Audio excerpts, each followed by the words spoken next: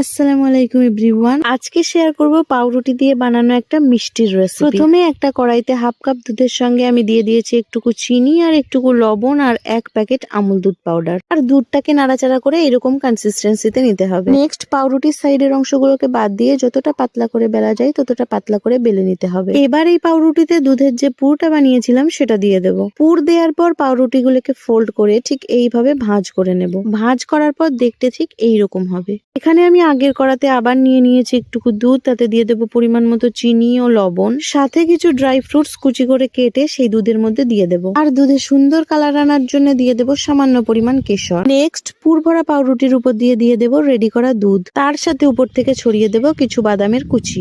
Ready হয়ে গেছে পাউরুটি দিয়ে তৈরি মিষ্টির রেসিপি। তো কিছুক্ষণ ফ্রিজে রেখে ঠান্ডা করার পর এখন খাওয়ার পালা। খেতে কিন্তু বেশ মজা হয়েছিল, তোমরা বাড়িতে একবার ট্রাই করতে পারো। দেখা হবে পরের কোনো শর্টসে। Till then bye by.